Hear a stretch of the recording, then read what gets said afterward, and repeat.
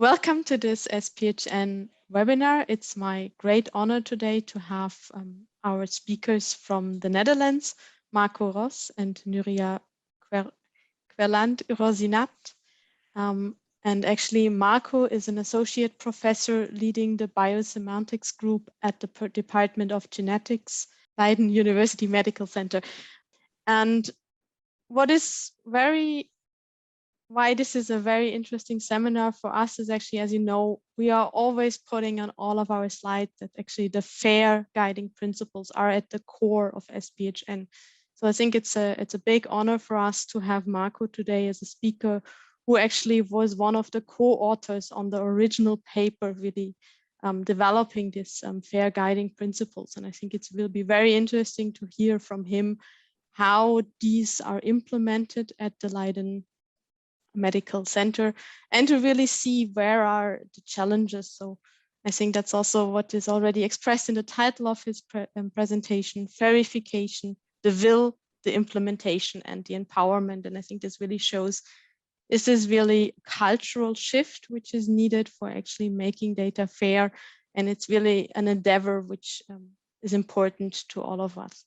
And with that, I would like to give the floor to Marco, and looking forward to your presentation. Thank you very much, Sabina. It's also an honor to give a presentation in your series of webinars. And when we spoke about FAIR and being co-author, it's in a way it's worse than that, because the professor of our group is Professor Barend Mons, who kind of started it all. So it's if anyone's to blame, you can point to our group.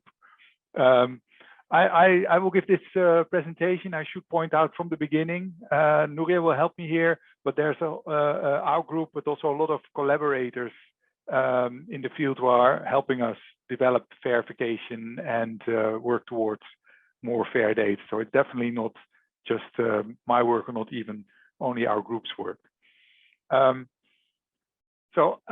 Actually, I would like to start silently with this. If you could read this text, because I think this is what to me it's all about.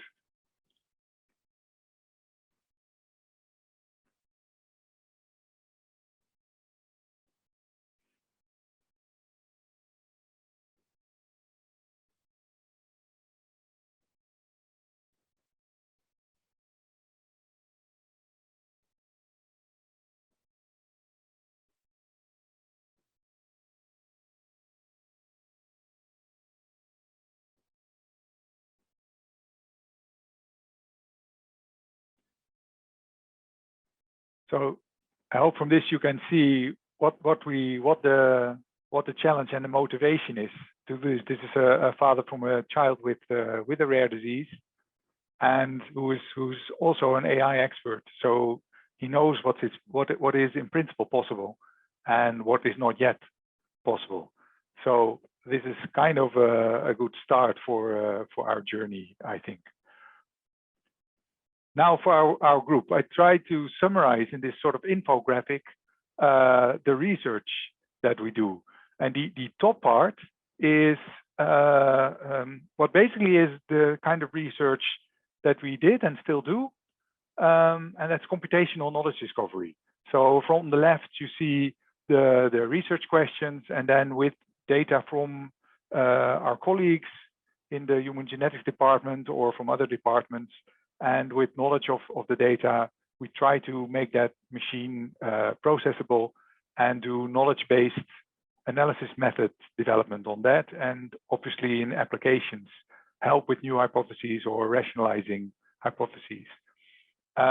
While doing that, and previously we did that much on before my time actually, on the data from text mining, we realized, and Barend realized, that it's a bit silly that we write things down in literature and then we have to mine it again. So that led to, in various iterations, to ultimately the FAIR taking the initiative towards the FAIR principles and defining the FAIR principles. So now, having done that, we see it as an obligation for our group to investigate and do research on the implementation of FAIR principles. So that's the purple part, and that will be the main focus of the talk. but our motivation is still to be able to do very efficient computational knowledge discovery. And just to give you a glimpse, this is one example of the work of Eleni Mina and Daphne Wijnbergen in our group. And what you see here is the development of multi-omics knowledge networks and identifying subnetworks that can then serve as biomarkers or as starting points for drug repurposing, especially for rare diseases that's relevant. For the talk and for FAIR, the elements on the left is important because we need to integrate data from multiple sources, and often these sources, some are actually quite good within the source, but then between the sources, there's still a problem of interoperability. So basically, you would like the effort that goes into pre-processing this data so that you can do this to reduce that basically ultimately to zero. So that is also the motivation behind the FAIR principles. So in 2014, these data scientists came together in Leiden and sort of mentioned the requirements that data use and reuse is unacceptably inefficient and poorly reproducible, especially when multiple sources are involved. And also later on, PricewaterhouseCoopers calculated the cost that comes with this, and that's over 10 billion per year, and that's probably only half of it. So there is basically an attempt to do something about that. So that led to the FAIR principles, and in 2016, that's the paper that Sabine was referring to and that you probably all know, is the 15 guiding principles. And also in the rare disease field, we're very active in the rare disease field. This became a recognized resource for the main international rare disease organization, EPRD. So the question that we might ask then, are the FAIR principles a game changer? Thinking, for instance, of Julian Isla and thinking of our researchers who need to spend so much time on pre-processing data. And for that, it's interesting to look at this game-changing curve. And actually, I stole this idea from Phil Bourne, who gave a presentation to the Semantic Web Application and Tools conference some years ago. And here you can look at this game-changing curve. And an example that he proposed was for photography, digital photography, where on the left, you see that the digital camera was actually invented by Kodak, but somehow it's on automatic progress. But they didn't dare to release it because it would disrupt their market too much. They were selling photo film, right? That was the business of Kodak. But then the development of the digital photography was quite slow, but ultimately it happened. There was a disruption. Ultimately, mobile phones became our cameras, and that led to a major change. And ultimately, Kodak went bankrupt because they were too late to adopt then. So now we can go to the next slide. Hopefully, this automatic moving will stop. So what you see here, it doesn't. What you see here is that the current players are persistent, and then and the other observation you can make is that when you adopt late, like Kodak did, you become irrelevant, and also that there's a game changer for the mobile phones, and in the end there was a completely new end game, but also a more democratic one, because everybody is making photos now, and completely new companies are now the winners and not the Kodaks anymore. And what is also interesting, I think, is that nobody could have predicted what would be the game changer and what the end game would be. And I think that also applies to FAIR. It does mean to us that if you don't want to become irrelevant, you do need to work on it. So with that, I would actually like to ask you some questions about how FAIR is changing the game. And if you could go to Mentimeter for that. And here you see the instructions, and then I will also switch.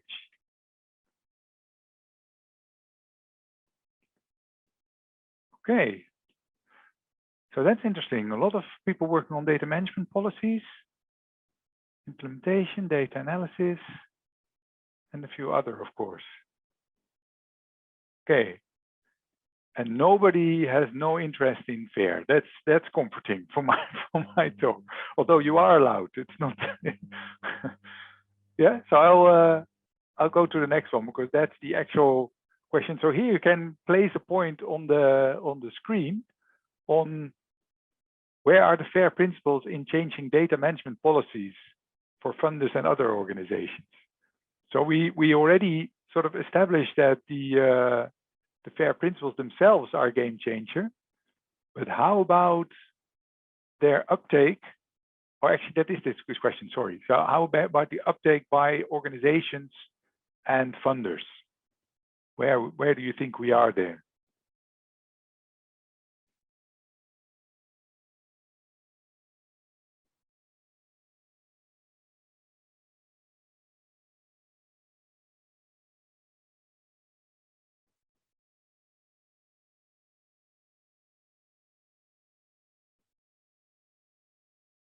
For what it's worth, I will also ask after this where you think we are with implementation and where you think we are with using FAIR data. Those are my next questions.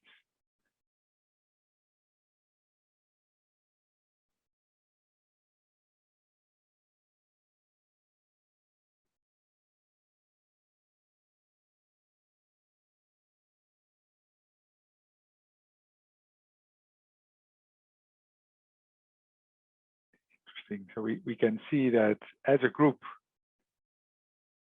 we think we're either the majority thinks we are disrupting, but there's still a long way to go. I think that will be the conclusion as a group. So with that, because now I want to know this from you for FAIR implementation. How are we for getting it implemented worldwide, right? Or in our country, or how is that going?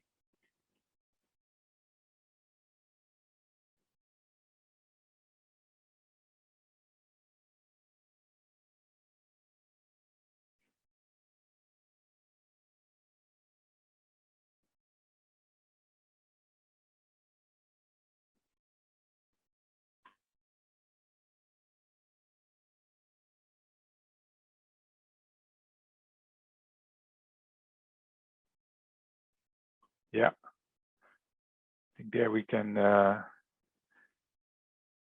shift is here to the left, right? We may be disrupting, but it's very much in the development phase. So my final question in this series is exploiting FAIR, really showing the benefit of having FAIR data around.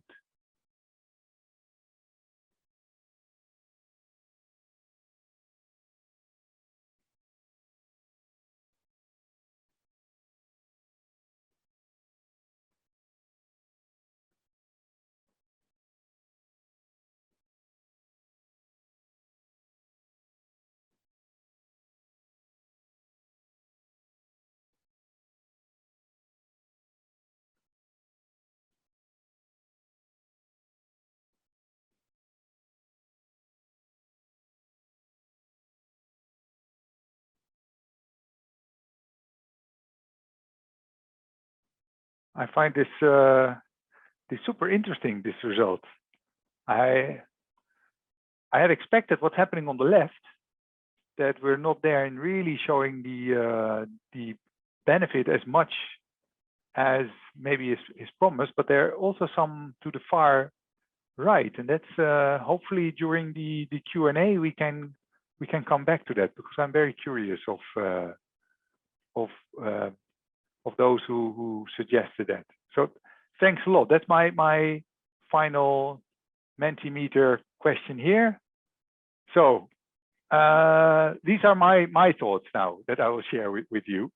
And this is about the policy endorsement, and in agreement, I think, with what most of you said, I think there we can say that it has been, FAIR principles already have been an amazing success. We didn't expect that it would go so global, so viral, that it would be in documents by the G20 even. We hadn't expected that. So we can say that FAIR principles are endorsed by most major organizations and is also being taken up by funders. You often see it now in the data management plans are required, and also often the FAIR principles are mentioned there. In terms of FAIR implementation, I think, as most of you did, that there we are still in the phase of slow improvement of the implementation guidelines and workflows and tools, and that verification tools and workflows, you can question if they're already used in data generation as widely as we would need to really get to a critical mass of FAIR data. So nothing to worry about, because this is the normal game-changing curve, but we might be still in the phase of slow improvements, and we have to work hard. And in terms of FAIR exploitation, I've been following actually the Biodata conference the other day. I've been putting that on the agenda more firmly now, is to actually really show the benefit of FAIR data, what it can really do. But also there, we're still in a slow phase. So I'm curious in the discussion for those who put it put their marks to the right here. So with that, I would like to shift now to giving I'm going to go through it very fast and not very deep, because there's a lot going on, I think, but to give you some idea of our journey into verification, and they're not necessarily in chronological order. So these are the major topics that we have been working on, contributing to for verification. So there's the element of training, organizing expertise, guidelines and metrics, aligning with infrastructure and building tools. And increasingly, I put now FAIR exploitation on the map as well. And I will go through some of the highlights for these topics. So first, training. One of the major elements here is the Bring Your Own Data workshop, and particularly the one we do every year in the rare disease community has been a kind of driver for developments of FAIR. And this started already in 2014. So it actually, including Mark Wilkinson, the first author of the FAIR principles. So they even had their influence on the 15 FAIR principles themselves. So that's been really good. In the EJP, as we'll talk later, we set up a group of verification stewards, and they've organized lots of very good meetings, including short coffee sessions like these kind of webinars, but also technical workshops where we go deeper into for instance, pheno packets. Most recently, and I'm also very enthusiastic about this, is that the verification stewards, and in our team, Rajam and Rajam Kalia Perumal and Martijn Kersloot from Amsterdam, they've collaborated to make this FAIR game in Gathertown. And that's really a fun thing to do, to make people aware, so they can run around in this Gathertown trying to find a treatment for a disease, but everything is in different languages, even different synonyms. So it's actually quite hard to find that treatment. The solution is in another registry than your own registry. So that's, and then obviously in phase 2 of this game, we have FAIR data, and then the solution is just a simple query. So I did want to mention this, and hopefully we can work this out to include more and more of the awareness that we think we need. Then organizing expertise. That's maybe one of the main elements, even more than technical, I would say. And here, one of the core elements that we already starting from GoFair, but now also in this rare disease project, we are propagating the idea of a 3-party collaboration, where you would have a verification steward, and this is sort of, we have a big aim for registries, but you can replace that with any type of resource, a software person and a registry person. And most recently, through collaboration with the Duchenne Parent Project, we now are also advocating that a fair project manager is critical to having this a successful enterprise. If you have a small project, the verification steward and project management, they sort of coincide. So here you see what we then put as their main roles, and the verification steward is then, well, actually all three are pulling them through the verification pipeline. But the FAIR stewards are really embedded in a FAIR expert group, so with a lot of expertise behind them. And they will be working then with local data experts and local software experts. In the EJP, as I mentioned this before, we've set up this network, this verification steward network. The verification stewards work together as well, in addition to working with the various resources in the rare disease field. And on the other hand, they work with the technical experts in the project. And if need be, they can also bring in technical experts to help on specific topics with the various resources. And I imagine that what you do in Switzerland would be a variation of this with Sabine and co-workers in the middle. Part of that work in the EJP is also to reach out to other projects, and there's a series of meetings for exchanging on verification procedures in other projects. I think that is something that we are working on as well, is how do we make this sustainable? Because currently this is all supported by the European Joint Program Rare Diseases, so it's funded through that project, and that project has an end. So how do we do that beyond that? And one of the things that we're working towards is propagating the knowledge of verification, so that a verification service would also do knowledge transfer, and that hopefully the FAIR stewards start forming networks to help each other, and that they won't need something like this big European joint program, although we'll probably keep sustaining this because we think the FAIR stewards have really been a big success in the project. Next topic, guidelines and metrics. And this is where our starting point is the general steps of verification that you see here on the left, sort of a template that we use again and again. And you can make variations of this. So to the right is one that we did together with the Radboud UMC on, and also the European Network on Vascular Anomalies, on having the verification done in the data capture tool. So in this case, Castor. So de novo verification. So when people put in their data, it's verified under the hood on the fly. And in our group, I just pointed this out. We have a focus on the interoperability and the machine readability of this. The other part is identifying FAIR standards and tools for use in a verification process. This rare disease project is so large that we got over 70 on the list, so that became a bit of an issue. So one of the challenges is that we would like to put this into a smart guidance tool to point people to the right solution for the right problem.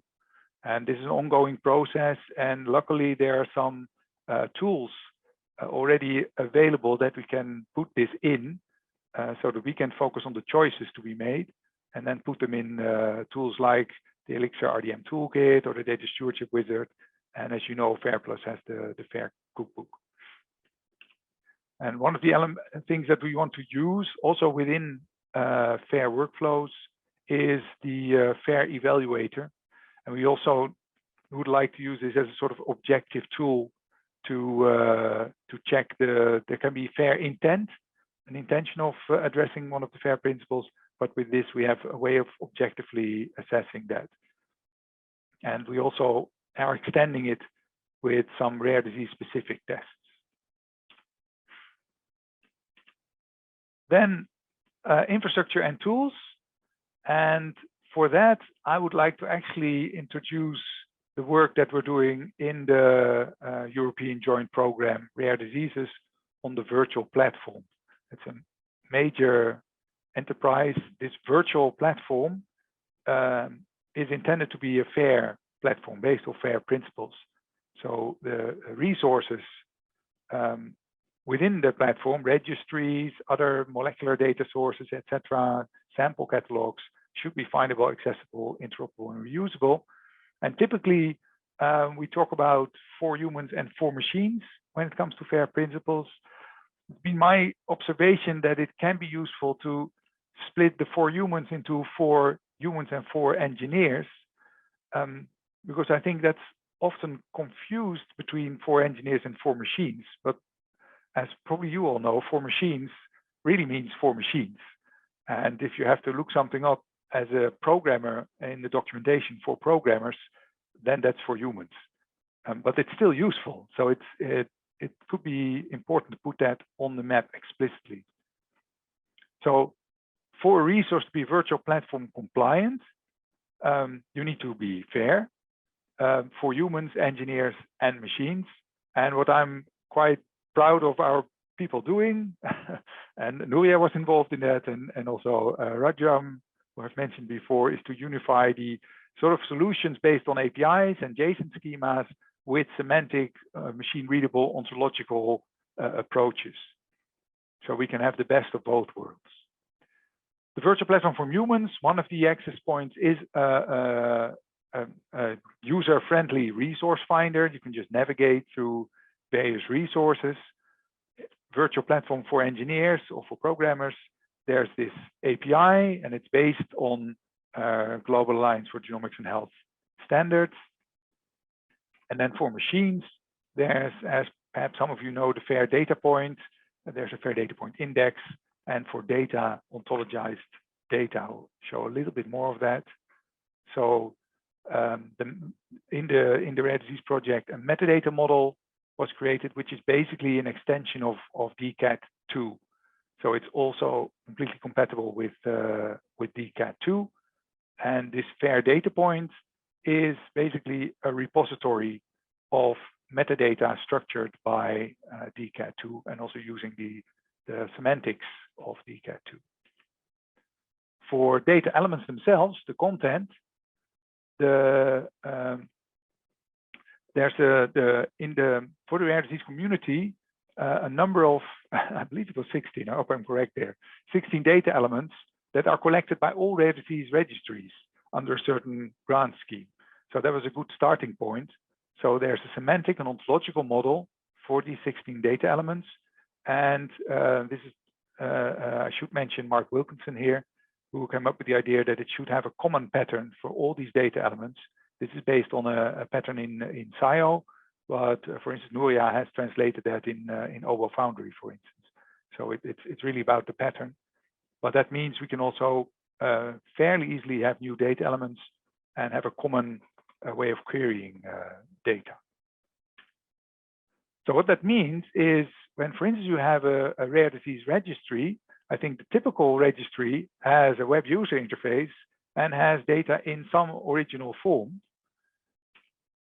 One that is FAIR and machine readable would have this machine readable metadata, the DCAT structured metadata, to express what this registry is, but then in machine readable terms.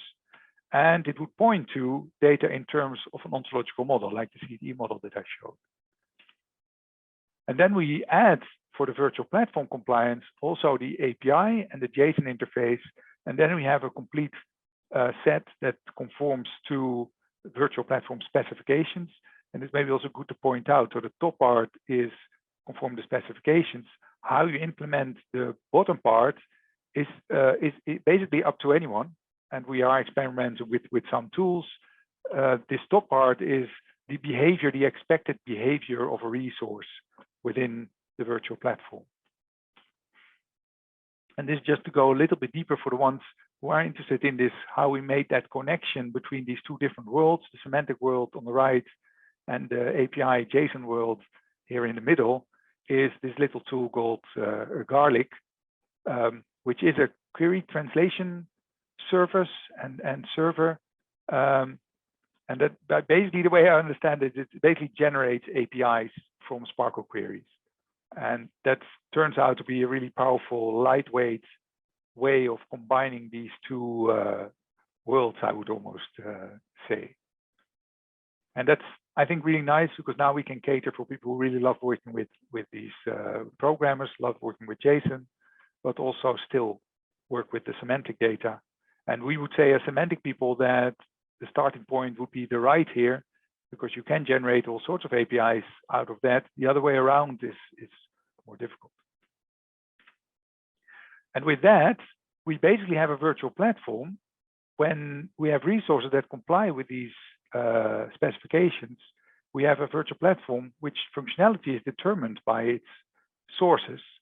And basically the platform adapts its functionality to resources declaring what they can do in this way. And it's in a language that computers can understand. And what I find interesting, and I kind of saw that at the Biodata conference as well, when I saw the presentations by pharma going fair, is that you can have independently verified resources. So we didn't explicitly work together, but we get really close in being in each other's fair ecosystem.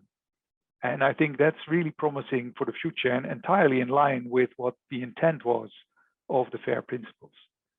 So I'm positive that we are moving in that direction. You can also use it in different scales, right? You can do this exactly the same specification apply when you do something at the European scale, at the national scale, at the local scale, and we're also doing something with personal lockers. So even at an individual person scale, you can use exactly the same approach.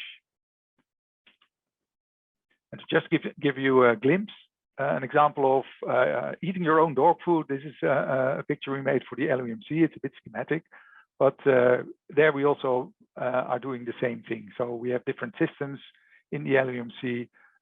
We're in the process of making more of them fair and also following processes that happen within the hospital. We don't want to disrupt everything unnecessarily, but still by fair metadata, you can make this compliant with what you would like from a fair data station. So conclusion from the main part, I will come to the fair exploitation a little bit as well, is that we have 4 programmers and 4 machines can be bridged. And we think that's a powerful combination. And other applications where we would like to do this is 1 million genome, phenopackage consent, and more. I think you can reapply this for many things. And we see slow but sure progress in verification procedures and tools like this Castor system now doing, at least for the common data elements, doing it automatically.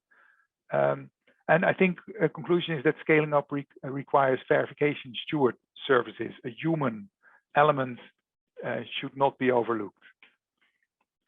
My other conclusions are that I'm positive, as I mentioned, that FAIR works. So resources become part of the same space, but you do need, and that's where the commitment comes. You do need the commitment to the 15 FAIR principles and machine readability. Otherwise, this won't work, and you will still have a lot of work to do when people do make resources available. I think with that, the reducing pre-processing time for data reusers, to make that to reduce that to actually to 0 should still be an ambition. And to go to fair exploitation, I think we have to be careful sometimes that we don't simplify our driving questions for verification too much, because then we won't be showing the power of fair data. And for that, I just have a few sort of teasers. So this is something we did already several years ago. So you can do, just to show that you can use fair resources under the hood to, in this case, find samples and data, and the ontologies are used here under the hood. And you can click on these things and find more information, all by reference, because you've used URIs for everything. This we already done. And it's more sort of a discovery tool, and it seems that we do that again and again. I would really, and then we show that it can be very fast, right? Because normally this takes months or years to do this. But I would also like us to move towards these kind of applications. This is a slide that I borrowed from Andy Dekker, who do this, and I guess many of you know the personal health train, so I'm not saying anything new, but this continuous learning across the globe on data that doesn't have to be moved. I think these kind of applications also for rare diseases is something we can aim at, and that's really exploiting FAIR then. And another interesting thing that also Núria is very much involved in is the idea of having trusted environments supported by FAIR data resources, where that really needs then that you can sort of instantly use this, that data scientists and domain specialists can come together to solve problems in a trusted environment. And I think that's also a very interesting prospect that you have when data becomes fairer and fairer. Where to go next? I think we need to still improve the human and technical FAIR services so that you can reach a critical mass of FAIR data, develop a sustainable FAIRification service, stimulate FAIR steward networks, and one that I'm looking forward to, there's a network of patient organizations, rare disease patient organizations that are organizing themselves for FAIR. Support the creation of FAIR data generating tools so that it can be done de novo. And one bottleneck that we have addressed, I'm sure you have seen that too, is the data access agreements that are often difficult to find, difficult to read, and definitely not machine readable. So turning that into FAIR metadata is, I think, an important challenge. And being patient is also an important challenge. And this is my last slide. So bring FAIR to the source of the source, working on what we do in our own hospital, for instance. But even further, bring it FAIR to the source of the source of the source. We can also look, and we have some projects on that, on personalized control over personal data in FAIR lockers, which can also help because then individuals can decide what they want their data to be used for, rather than scientists who are looking at their CV.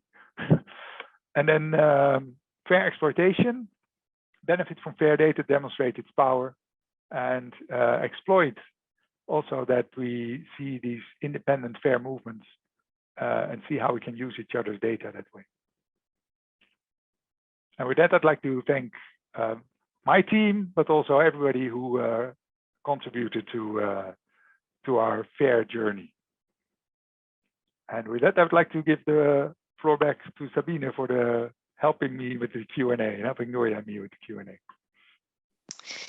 Thanks a lot for that great talk and these quite a lot of different topics which we touched, which I think are all very interesting and which I all would like to dive into more. So as said before, everyone can use the Q&A function on the screen to type in your questions, or also the chat functionality. So I have one question in the chat already, and it is, could you please quickly show the slide for FAIR for data engineers? So I think maybe the person can say a bit more. I have the feeling that people would like to understand more about the difference between what does it mean FAIR for machine and FAIR for engineers. Maybe you can say a few more words to that.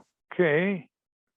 So is it so yeah, just assuming that it's otherwise I don't know if the person can speak, Sabine, if they would like a bit more, if we should go a little bit deeper technically or more about why we are doing this.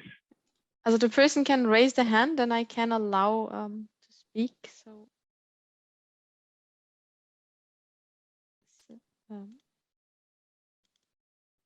okay, I should not have said that. All right, now he is here. Yeah, he is here.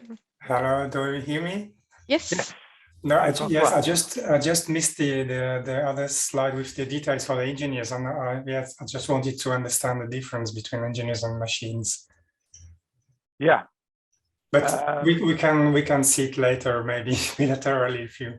Yeah, well, what I've because I have given that I can also share another presentation that I've given for the Phenopackets group in the Global Alliance for Genomics and Health, also pointing that out. So structuring data is good, right? So there's no problem with that, and a lot of standards that are out there and a lot of schemas structure the data. When you look more carefully, you would, for instance, find in a schema the word phenotype. So then a phenotype is expected, but it's a word, it's a string. And that would be difficult for a machine because that's just a word, right? So you would need, for machine readability, you would like to have a URI for that points to the definition of phenotype. And that's where the ontologies come in. Okay. That's where that's the part that's here on the right. And the schemas are there on the left. Maybe in the future they will be merging more and more. But at the moment I see that's sort of just an observation. I see many standards that are in the realm of just structuring information. But still, you would have to look up the documentation as a programmer. You look up the documentation about what that phenotype, what they mean by that. A computer cannot look that up. And that's what these URIs are for and what the ontologies are for. Does that help, Francois? Yes, thank you. If I can just ask another question, could you talk a little bit more about the FAIR pharma resources? You have mentioned them on a slide. Yes. Well, this is something to explore. I don't know, Sabine, you were also at the Biodata conference. I was impressed by all the talks. First of all, it's nice that at a conference like that, with lots of pharma there, that there is a FAIR track that shows adoption, right? There's, by the way, Sabine also gave an excellent presentation there. But we saw from multiple pharma companies their steps towards FAIRification. And it occurred to me that they were all mentioning ontologies. They were all mentioning, most of them were mentioning RDF, and maybe even all of them. So it seemed that although I know that at some high level, there's been some people talking to one another, like Barend, right? But not the implementers. So it's really nice to see that when people try to implement FAIR principles, and really the FAIR principles, the 15, that their solutions are actually going in the same direction. And that's good news, because that would mean interoperability. And I would say it's 80% interoperability, because one would choose OMOP, the other would choose a SIO model, the third would choose an OPO Foundry model. But I'd like that problem much more than having human readable schemas that differs from one source to the other. And that's what I saw. And so it made me very, I also told Barend, Barend, it seems to be working. The whole idea seems to be working. Thank you. Thank you. So we have one other question in this chat. The fair reuse is still a big problem. We suggest to look into solid data strategies to enable the reuse via structured component management. What is your thoughts about that? What do you think about it? So really, is it a technical thing, or is it more really a policy adoption issue which we are facing here with the FAIRification? So this is about the exploitation in a way, right? So what I think here, because this relates very much to the game-changing curve, and that in a way it's a very difficult question, because as I mentioned, in hindsight you know what the game changes are, but you don't know that in advance. So at the moment I don't know what the game changers will be, because it really starts getting powerful FAIR when we have much more FAIR data. Then data scientists can do the things that they want to do without wasting so much time on preparing all the data. Until that time, I think you're, in that sense, you're right. So the more strategies we have that force people to go into to do the struggle, because at the moment it's still a bit of a struggle. But if people are committed to do that, then we will gradually increase to FAIR data. I think there's some easy wins. I think when we have the FAIRification functionality in tools that people use, and I think there we see, for instance, some of the registry software providers are taking that step now. That can really speed up things. And the simplest way to achieve that is by putting it in the requirements. When you have, for instance, a tender, just put FAIR principles in the requirements. That's very simple to do, and it will just force whoever wins the tender to work on it. They don't have to have it already, but they need to work on it. And we did that at the LUMC. So the Castor is our clinical study capture system, and it was one of the requirements. And now we're working with them to achieve that goal. Thank you. Maybe a question also which is very close to SPHN. I think you mentioned it, customized schema. So normally projects, especially also clinical projects, they define a kind of list of the variables they want, as you said, normally really in the kind of way they would like to express it in their kind of terms. And with SPHN, we are now moving them towards using schema, using controlled vocabularies, expressing data in linked data, so RDF. And we see that it's actually quite a huge challenge for a lot of these projects to adapt. So do you have any tips for us? How can we make this move easier for them? How can we better support the community to make that step? At the moment, I would say also from the experience we have now is, one is, I think what I typically advise to not skip the human part of this. So data stewards and FAIR stewards are needed. We don't have the perfect tools to do this yet. You can be lucky, right, that you're doing a data set that has been done before. Because then you could either choose a tool that has done the FAIRification. For instance, for the common data elements, there are now options, Molgenis in Groningen, the Castor system, there are now options that when you collect the common data elements, you can just use that tool and you will get a FAIR data point and you will get the ontologized data just by using that tool. So that's an easy win then. But otherwise you would need a human being, especially for the semantic model, because these have not been made. We're all sort of a cowboy field. We're all doing unknown data. We think we know what the data means, but it's not explicit anywhere. So that's just an unavoidable thing. We need to have that first, and that takes some time. What we typically do in projects is that initially we can do the FAIR elements, the FAIR components, the FAIR data points as complementary to an existing system. And that's something that actually Rajam has also taught me to not try to change the system from the inside out at day one, but first do it complementary. This is also the process we have with Castor. Then they start to get acquainted with the idea. And then you might see in the next phase that a software developer will start moving it into their tool rather than having it as a sort of external complement to the tool. But it seems that doing that first doing the complementary is a necessary step. We did it, Núria knows, we did it the same way at the LUMC. That's one of our papers of the Opal system is used as a data warehouse. Also there we set it up next to it. And we were kind of pleased that the person who is doing all the Opal work was in a way a little bit annoyed that we didn't really make it part of the system.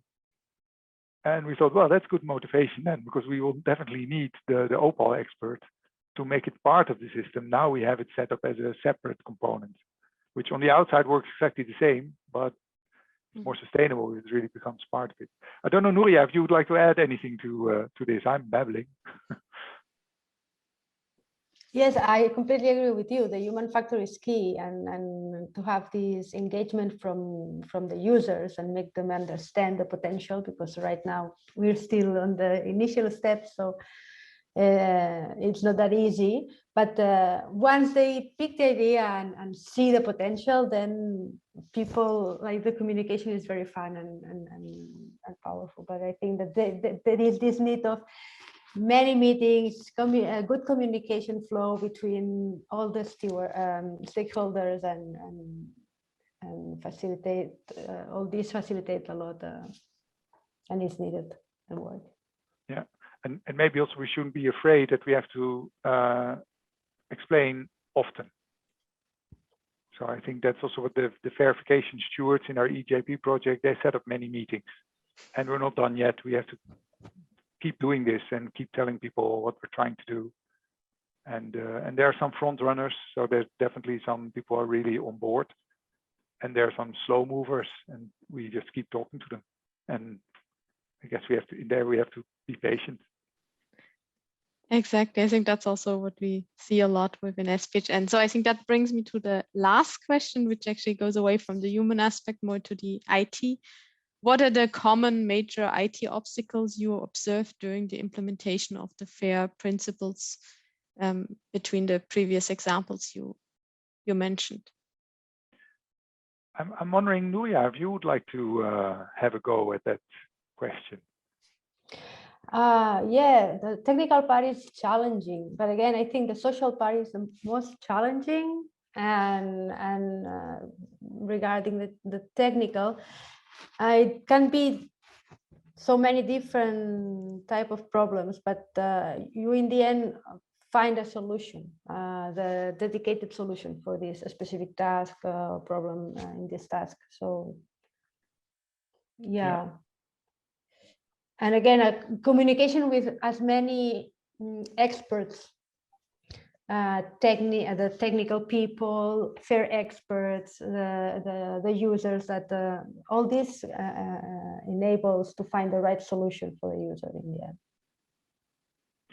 Yeah, I would agree, obviously, Núria, which is doing much more the hands-on work than I do. I think many find the semantic modeling a difficult step.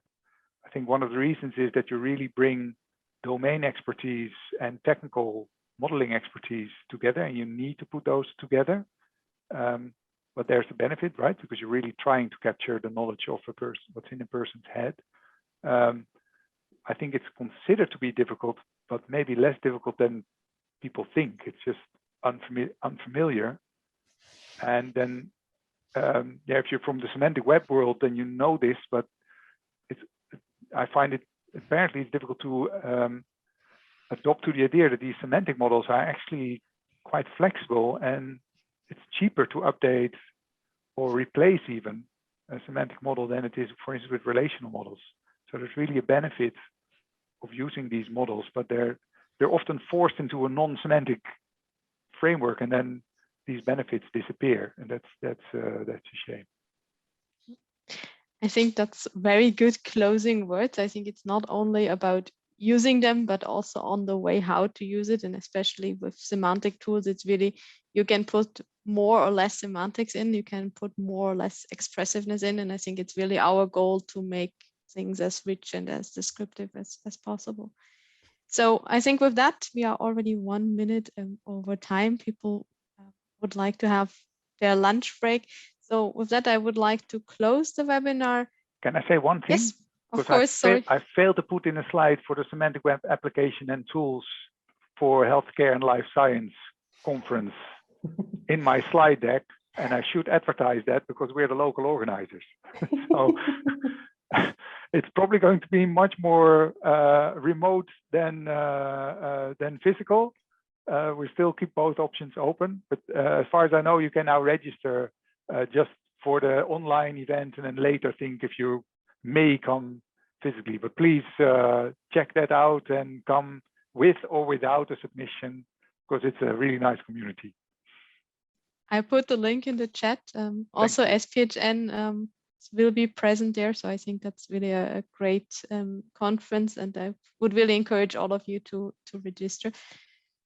With that, I'm now really closing. So thanks a lot for your attention, and thanks a lot for participating. If you have further questions, I think you can write to us or to Marco directly. And I think this is a very, as we said, communication should go on. So really keep the dialogue now to really bring this topic of FAIRification forward. And with that, a gute. Thank you so much.